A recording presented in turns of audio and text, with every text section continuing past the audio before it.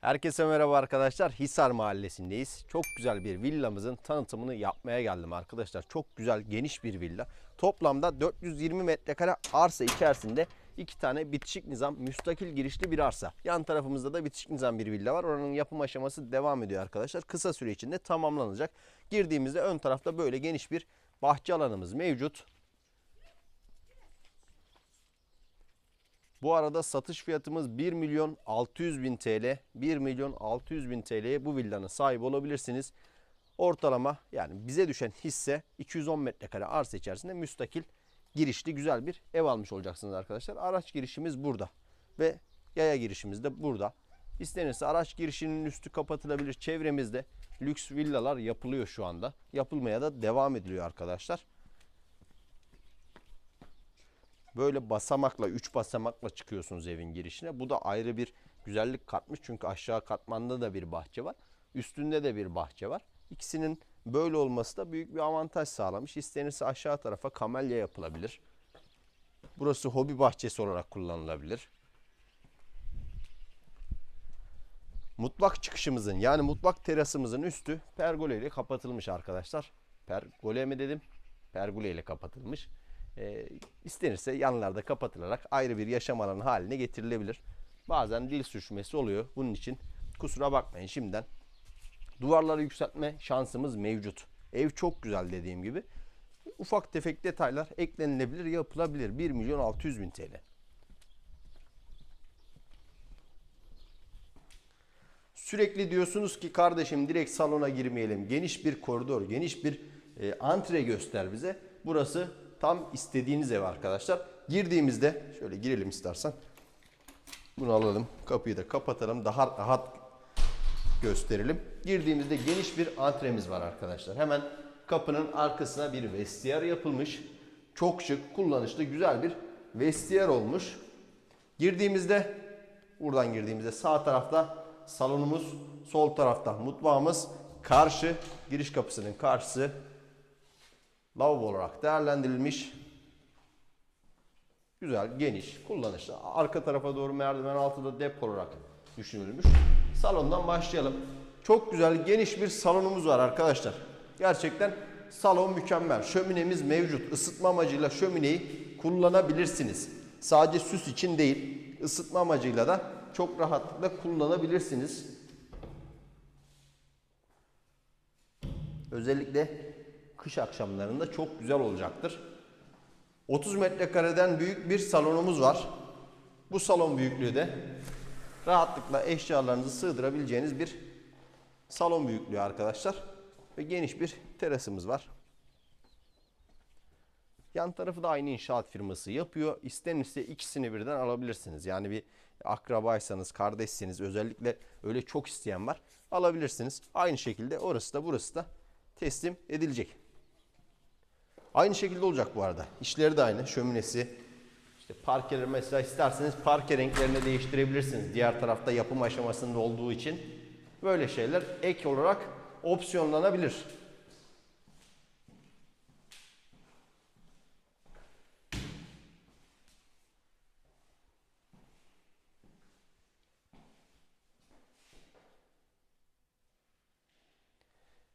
Giriş kapısının solunda da geniş bir mutfağımız var arkadaşlar. Mutfak gerçekten benim ilgimi çok çekti. Çok da güzel bir mutfak. Burada özellikle bir cam olması, sabit bir cam olması mutfağı daha aydınlık hale getiriyor. Otomatik panjurlu, ses ve ısı yalıtımlı doğalgaz tesisatımız hazır burada. Geniş bir mutfak tezgahımız var. Gördüğünüz gibi mat, hatta parlak beyaz kullanılmış alüminyum kulplar, musluklarla birbirine uyumlu zaten. Güzel bir temizlik şart ama antresit gri camlar.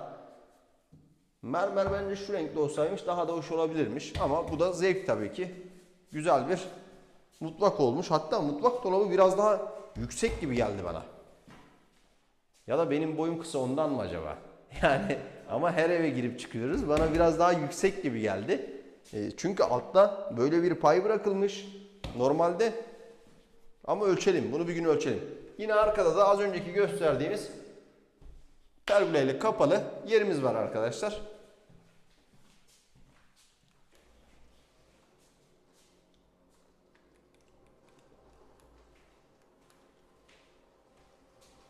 Gayet kullanışlı. Sessiz olması çok iyi değil mi? Evet. Bazıları çok ses çıkarıyor. Ya kalitesiz malzeme zaten anlaşılıyor. Gerçekten kalitesiz malzeme olunca anlaşılıyor. Hoş da durmuyor. Merdivenlerde gün ışığı, ışık kullanılmış. Bak bu çok güzel olmuş. Gün ışığı mükemmel olmuş.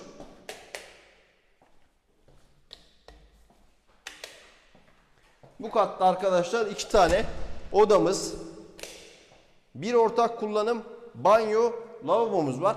Bu sefer arkadan başlayalım. Hatta direkt şeyden başlayalım. Merdivenin karşısında banyo lavabomuz var ama çok güzel. Geniş bir banyo lavabo var. Bakar mısın şuna? Gerçekten çok güzel.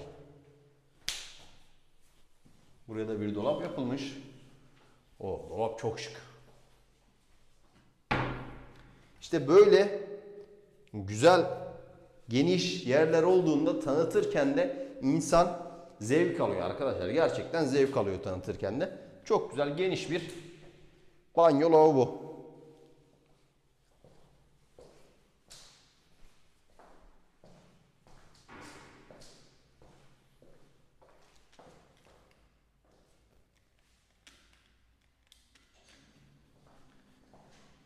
Burada da yine geniş bir odamız var. Oda büyüklüklerini ölçemiyorum. Lazer metre dayanmadı bize. Arızalandı. Panjuru da açalım. Bak sesi duyuyor musun? Aslında camla da alakalı bir şey.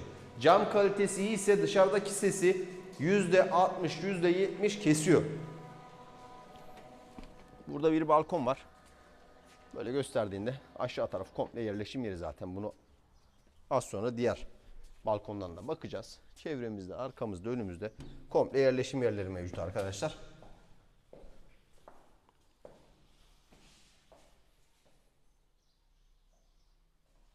Geniş, güzel, kullanışlı bir oda.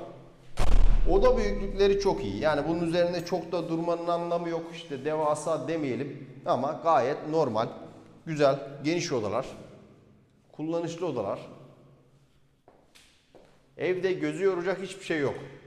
Yani şu ışık kullanılmasa, bakın şu mavi ışık kullanılmasa çok daha iyi olacak arkadaşlar. Bu ışık çok güzel ve burada da ebeveyn odamız mevcut. Ebeveyn odamız mevcut.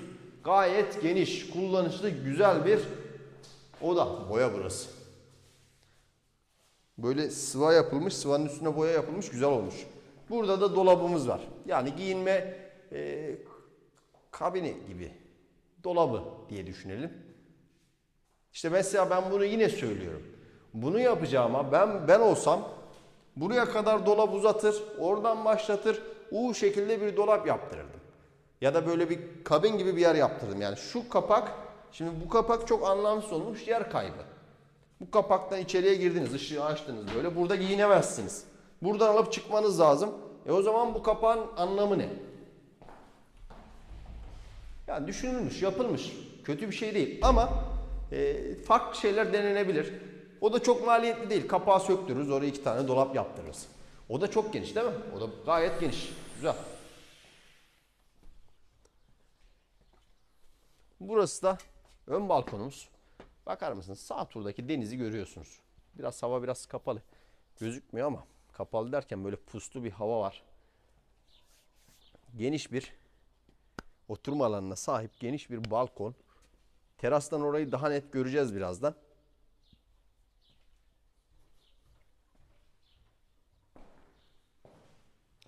Ama bu odanın boyutu harika.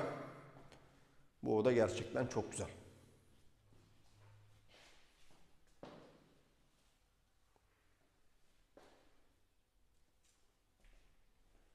Bana bu şeyi hatırlattı. Indiana Jones filmi vardı. Sen hatırlar mısın bilmezsin de.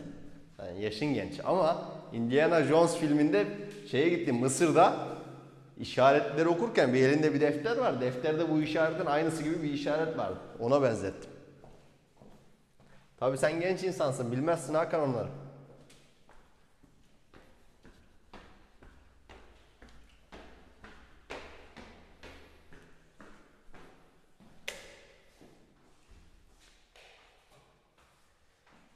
En üst katta da arkadaşlar 2 tane terasımız bir odamız, bir de ortak kullanım banyo lavabomuz mevcut.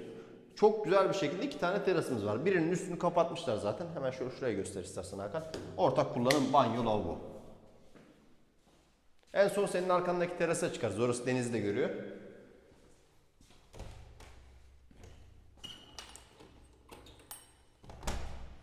Burada bir odamız var.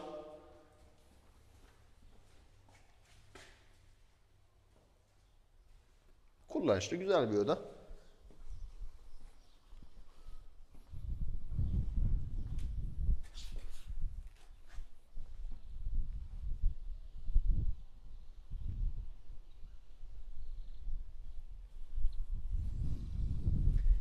Evet arkadaşlar, 2 terasımızdan biri burası. Üstü kapatılmış. Yanları kapatıp oda haline getirebilirsiniz. Çok mantıklı olur. Zaten çevremiz yerleşim yerleriyle dolu. Buradan bile denizi görüyor ama bu telefon kamerası bunu çok net göstermeyebilir. Ayrıca buraya da mutfak dolabı konulabilir ya da çamaşır makinesini buraya koyabilirsiniz. 3 oda bana yeterli, bu oda istemiyorum, burayı oda olarak kullanmayacağım derseniz çamaşır odası olarak da değerlendirebilirsiniz. Çünkü zaten 2 tane terasınız var. Bu terasta gelip oturmazsınız. Diğer teras deniz manzaralı, daha güzel, daha hoş bir manzaraya sahip. Burayı kapatıp işte buraya makine yerini koyup çamaşır odası haline getirebilirsiniz. Buraya bir mutfak tezgahı koyabilirsiniz. Olabilir şeyler. Bunlar müteahhit de yapabilir arkadaşlar. Sadece sizin için demiyorum. Müteahhitler de yapabilir böyle şeyleri.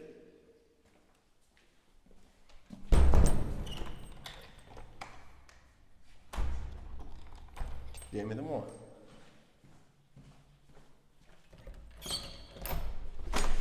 Kapılarda biraz zorlanıyor. Ve burada da geniş bir terasımız var arkadaşlar. Oranın üstü kapalı. Oranın da her tarafın üstü kapalı. Güzel bir villa. Hakan bak, buradan da gösterebilirsin istersen denizi.